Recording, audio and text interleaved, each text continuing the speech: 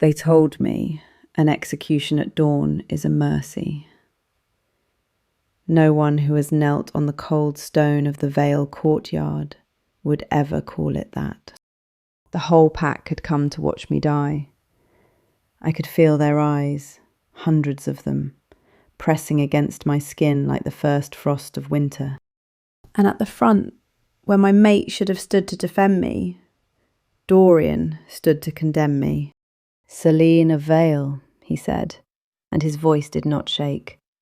"For the murder of the heir, the bond between us is severed." I searched his face for the man who had once traced my name into the frost with his fingertip, laughing. He was not there.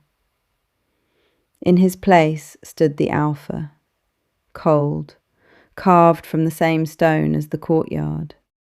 The silver blade caught the first grey light. I did not beg. I want you to remember that, whatever else you forget about me. Even with the cold mouth of the blade at my throat, I did not beg. The last thing I saw was his eyes, and the single tear he let no one else see, the one he would deny until the day he died. And then I died. I woke with a scream trapped behind my teeth, warm linen against my cheek, cedar smoke and rain on stone, my own bed. I turned my hands over, frantic, unbroken, unburned, alive. Through the moon hung low and fat over the black pines, not the thin dawn of my death, a deep, rich night, a night I had already lived once before. 3 days. I was 3 days before my own execution. I should have wept with relief. Instead, a cold understanding settled over me, slow as frost spreading across glass. Because I remembered everything. The trial, the blade, the single tear. None of it had the soft edges of a dream, and something was already missing. I reached for my mother's face, the way you reach for the next step in the dark, and found nothing, a smooth, empty place where her eyes used to be. The goddess had given me back 3 days, and she had already taken something in return. So that was the price. Fine, I had paid worse. I had paid with my life once already. Let me tell you who I was, before the courtyard made me a lesson. Selene of Vale, healer, keeper of the herb stores, the woman who, in 3 nights, was meant to stand before the pack and become their Luna.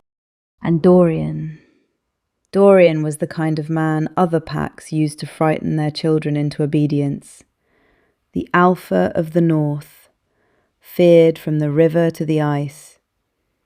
They said he had never once smiled. They did not know him the way I did.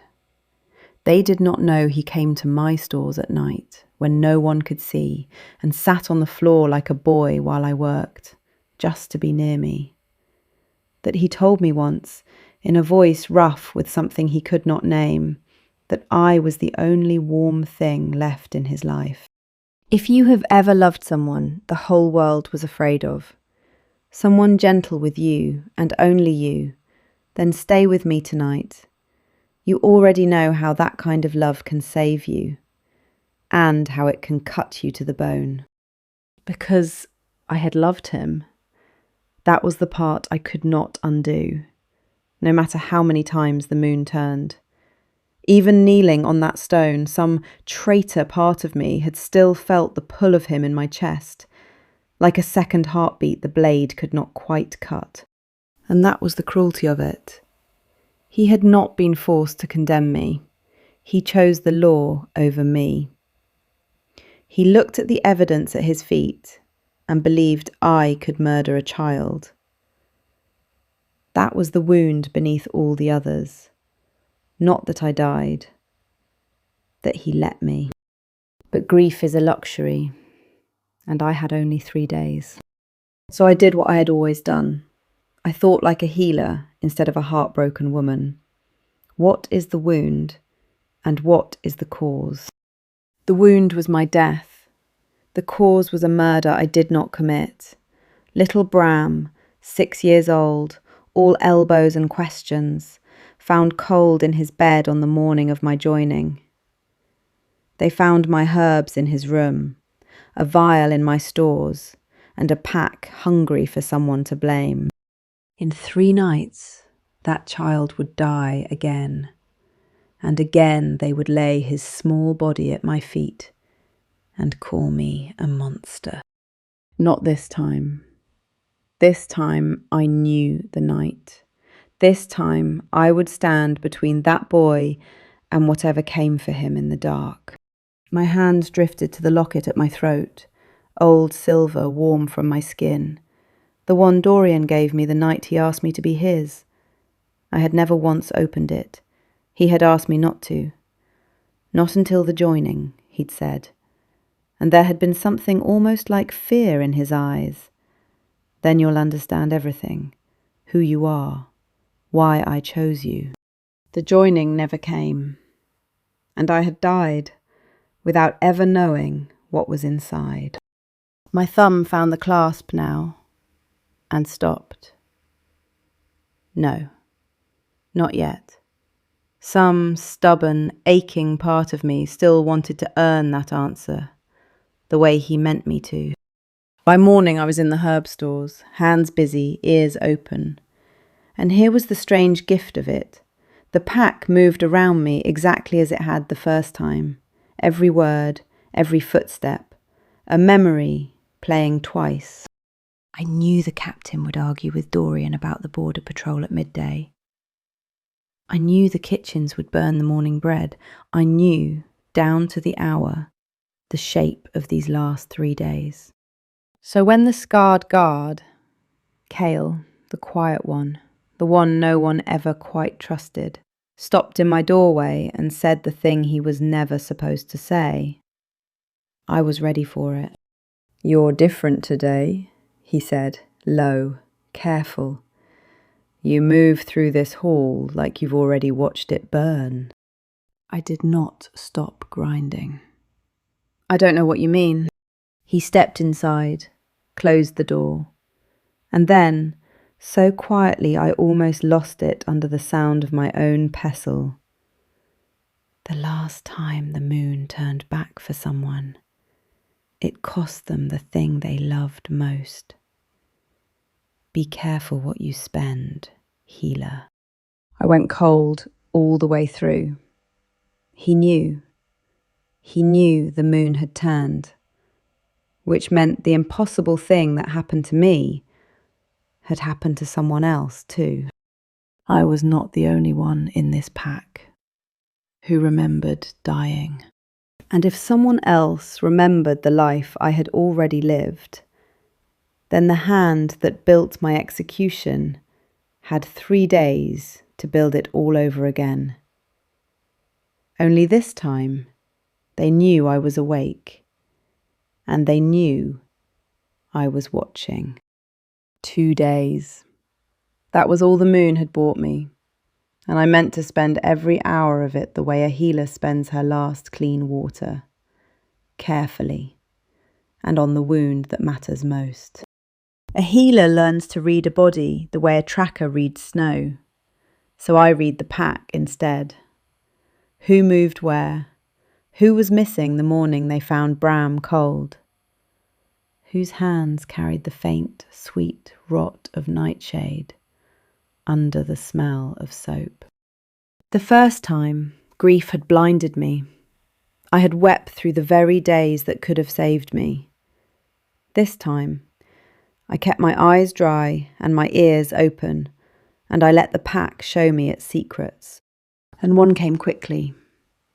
The nursery door, the morning of the murder, had been locked from the inside. No stranger had forced it. Bram had opened that door himself, to someone he knew. someone he trusted enough to let in, while the hall slept. A child does not open his door to a monster. He opens it to a friend. My first suspicion landed on the captain of the guard, Garrick. Hard man, harder eyes. And he had hated me from the day Dorian chose a healer over a warrior's daughter for his Luna. So I followed him. I watched him take the east stair at dusk, a bundle under his arm, his head low. My heart pounded. There, that's the guilt. That's the proof. And then he knelt at the old shrine beyond the armory and unwrapped the bundle.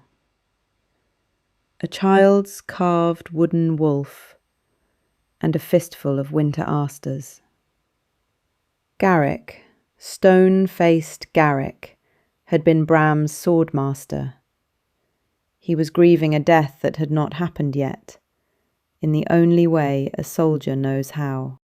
I had wanted it to be him. It is easier to hate a man who already hates you. But hate is a lazy healer's diagnosis, and I could not afford to be lazy. I crossed him off my list and felt the ground narrow beneath me.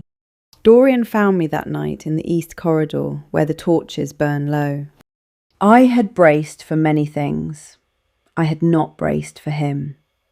Alive, unhurt, close enough that I could smell the cold pine and iron of him.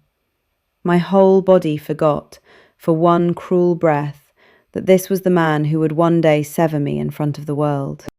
"You've been avoiding the great hall," he said. Not an accusation, something gentler, something almost afraid. "I've had work." He stepped closer, and the cold mask he wore for the whole world slipped at the edges, the way it only ever did for me. "You flinch when I come near. You've never done that, not once." His hand lifted, slow, careful, and stopped just short of my face, close enough that I could feel the heat of his palm. "Who frightened you, Selene? Give me a name, and I'll end them with my hands and call it mercy." And there he was, the man only I was allowed to see, the one who would kneel for me, burn the world for me, and still, in 3 nights, raise the blade when the council put a dead child between us. "If I told you something impossible," I whispered, "would you believe me? Or would you believe the evidence?" His brow furrowed. He heard the strangeness in it. His mouth opened, and the war horn split the valley, calling him to the gate. He looked at me like a man setting down a cup he wasn't finished drinking from. "This isn't over," he said. And the dark swallowed him. I leaned against the cold stone and let myself shake, because the cruelest part was not his coldness. It was his warmth, still there, still real, still mine. The betrayal had not killed the love. It had only made it unbearable. That night, I made my first true change. In my first life, I had slept, exhausted, and dreamed of nothing. This time, I did not sleep at all. I sat outside Bram's door until dawn, a blade across my knees, listening to a child breathe. Cale had warned me, "Be careful what you spend." I had not yet understood how literally he meant it. Because when the grey light came and the boy stirred, safe, something left me. I reached, the way you reach without thinking, for the lullaby my mother used to hum over my cradle, and there was only silence.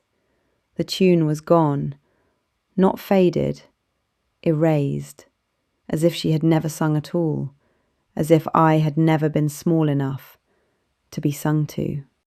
I pressed both hands to my mouth so the guards would not hear me come apart. I had bought that boy one safe night, and I had paid for it, with the last sound of my mother I had left. I sat in the cold a long while after, in the grey hush before the pack wakes. No tears now, just the ache of an empty place where a song used to live. This was the bargain.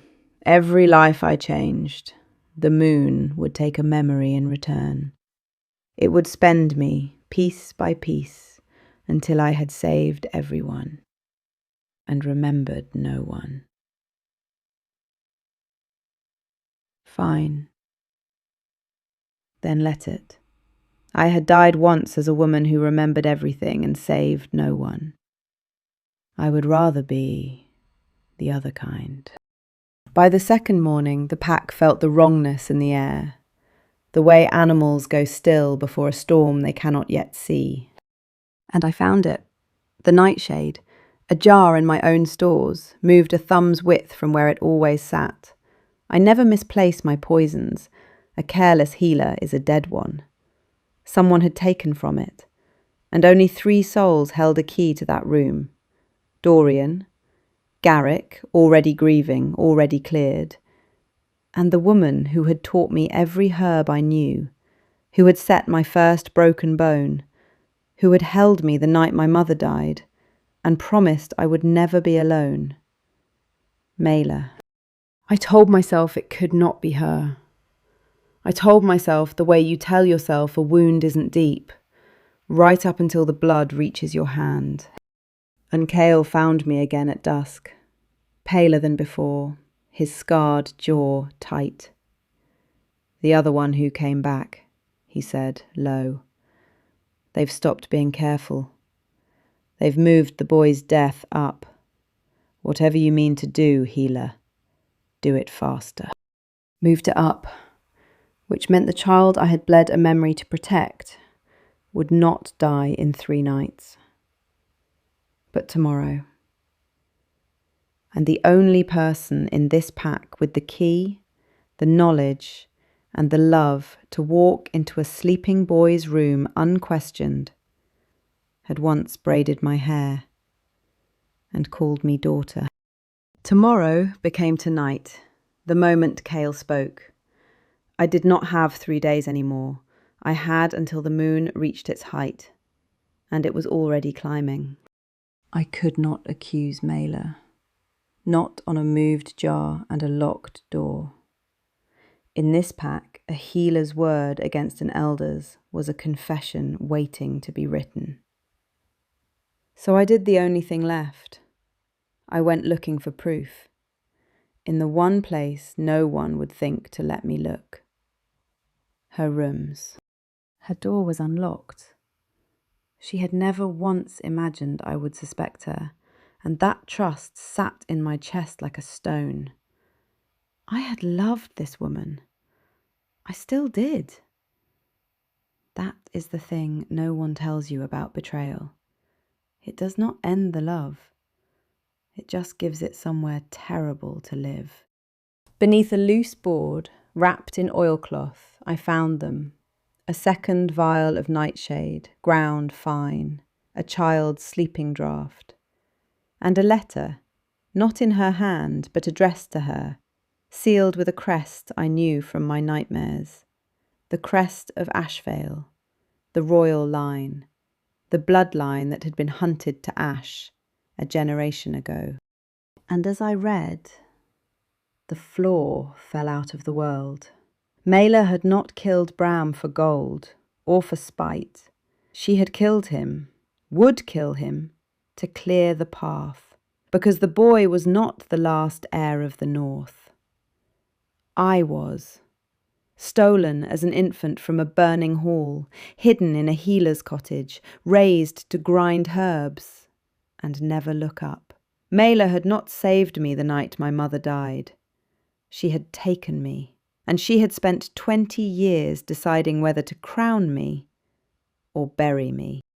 Every kind thing she had ever done for me turned over in my hands and showed its other face. The lessons, the protection, the promise that I would never be alone. She had not been raising a daughter. She had been raising a key. and keys can be melted down when the lock changes. I sat on her cold floor with the letter shaking in my hands, and for a moment I was not the woman who came back from the dead. I was just a girl who had lost her mother twice, once to the grave and once to the truth. Then I folded the grief and put it away, the way I had learned to fold bandages. There would be time to bleed later, if there was a later at all. Dorian found me in the dark again. He always did, as if the bond pulled him to me even now. He took one look at my face, and the alpha vanished. Only the man was left. "Tell me," he said. Not a command, a plea dressed as one. "Whatever it is, I've watched you carry something for 2 days that is breaking your back. Let me carry it." And goddess help me, I almost did. I stepped into him, close enough that his hands came up to my arms, warm and sure, close enough that his breath stirred my hair. "If I told you I had already died," I whispered, "by your order, with your tear on my face, would you call me mad?" His hands went still, and something moved behind his eyes. Not disbelief, recognition. As if some buried part of him had felt the turning of the moon too, and could not name it. "I would never give that order," he breathed. "There is no world." "There is," I said. "I lived it." And then, because we were out of time, and I was so tired of dying with things unsaid, I lifted my face and pressed my mouth to his. Once, fierce and grieving. A kiss that tasted of every goodbye I never got to say. He made a sound like a man waking. His arms closed around me, and the pack's alarm bell began to toll. The nursery. Bram. Tonight had become now. I ran. I have never run like that, not in either life. Down the cold stairs, through the sleeping hall, my heart a war drum. I knew the way. I had walked it 1,000 times, in my nightmares. And I burst through the nursery door to find exactly what I came to stop. "Mela!" At the child's bedside, a cloth in her hand, sweet with the draught that would make a small heart simply stop. Bram stirring, trusting, sleepy. "Aunt Mela?" "Step away from him!" My voice did not shake. I had learned that on a courtyard floor. She turned, and she was not afraid. She was sorry. That was the worst of it. "You remember," she said softly. "Of course you do. So do I, child. I have come back to this night more times than you have years.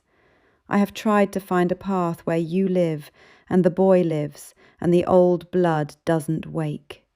Her eyes shone. "There isn't one. One of you ends tonight, and I have already chosen which." I lunged for the cloth, and as my fingers closed on it, the moon took its price again. A door slammed shut inside me. I reached for the memory of why I became a healer.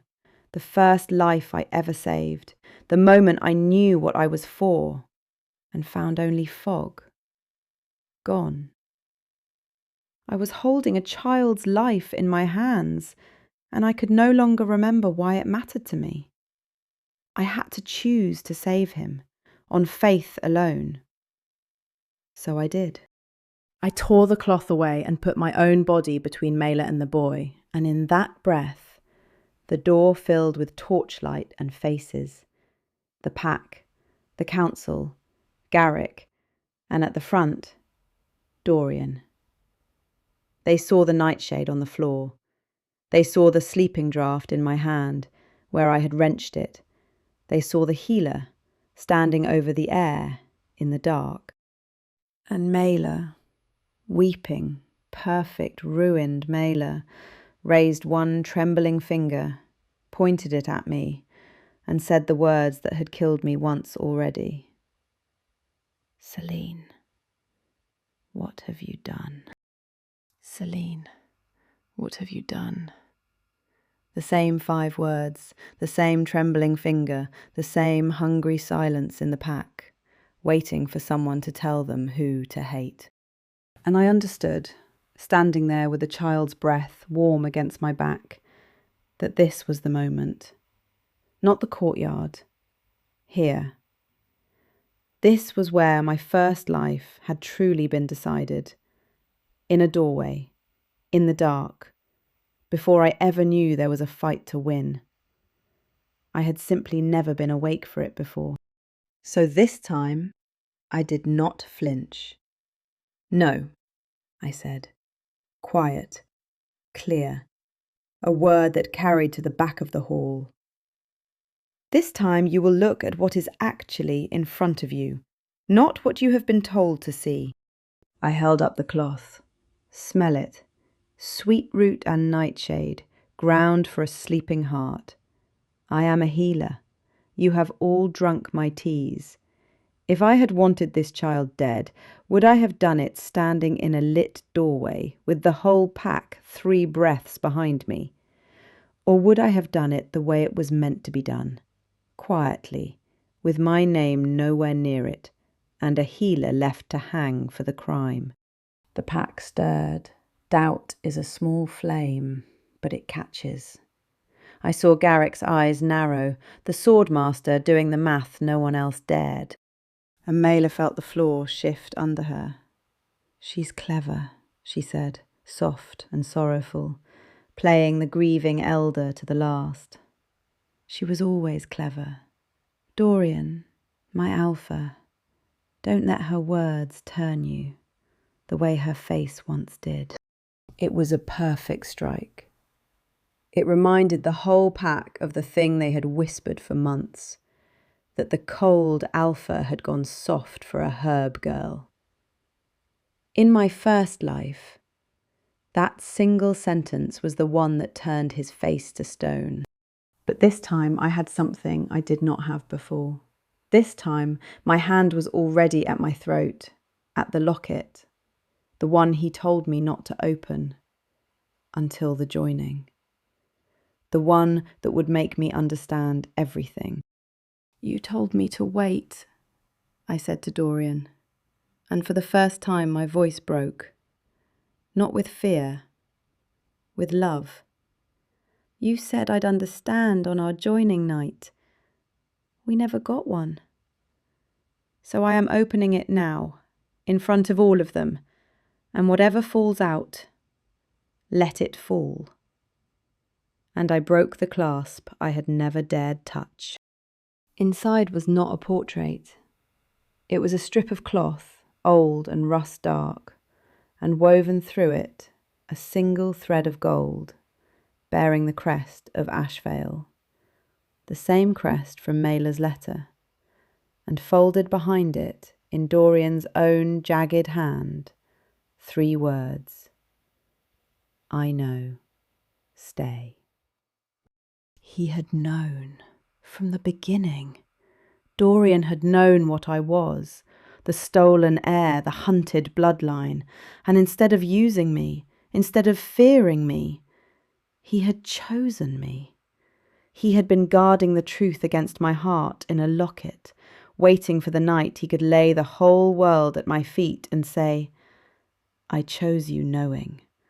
I would always choose you knowing. And Mela's face finally broke, because the locket was proof of the one thing she had built her whole plot to hide, that the heir of the North was not a 6-year-old boy in a bed. It was the woman standing over him, refusing to move. The nightshade came from a jar only 3 keys can open, I said, and now my voice filled the hall like Luna's should. Mine, the Alpha's, and hers. Search her rooms. Beneath the 3rd board from the window you will find the 2nd vial, the draft, and a letter sealed with that same crest. I did not write it. I cannot even read the hand, but you can." Garrick moved before Dorian could speak. He came back with the oilcloth bundle, and he laid it open on the cold stone for the whole pack to see. The vial, the draught, the crest. And the silence that followed was the sound of a lie dying. "Mela did not run. Returners never do. We are too tired for it. I would have crowned you," she whispered to me, "if you had only stayed asleep.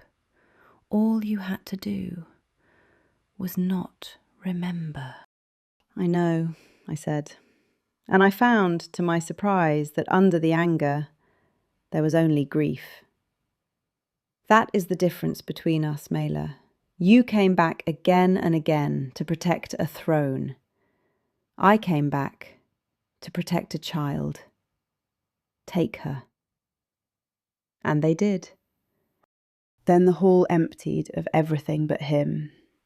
Dorian crossed the floor and went to his knees in front of me, the alpha of the north who knelt for no one, and pressed his forehead to my hands. "In the other life," he said, rough, "the one you carry. Did I fail you?" I could have lied, but I would not start us on a lie. "Yes," I said softly. "You believed the evidence over me. You let me die." He flinched like I'd struck him. "But you also wept. You thought no one saw. I saw. And I think a part of you knew, even then, that the world had handed you the wrong truth." He looked up at me. "Then let me learn the right one, every day, for as long as the moon lets me." We did not have a grand joining. We had something better. A quiet one, at dawn, in the same courtyard where I had once knelt to die. This time, I stood. This time, he stood beside me. And little Bram, alive and bored and swinging his legs, asked loudly when the cake was coming. And the whole pack laughed, and the sound washed the last of the frost out of that terrible place. I never got the lullaby back, or my mother's face, or the first life I ever saved. There are doors inside me that will never open again, the price of every soul I pulled back from the dark. Some mornings, I grieve them, but then I look at the boy. I look at the man who kneels only for me, and I find I would spend it all again. So if you are still here with me at the end, then you already understand. The ones who truly love you are not the ones who never doubt you. They are the ones who, when the whole world hands them the easy lie, do the hard, trembling work of choosing you anyway. Hold on to those ones. They are worth coming back from the dead for. Tell me in the comments, would you have opened the locket in front of everyone, or would you have run? And if this story kept you company tonight, stay with me.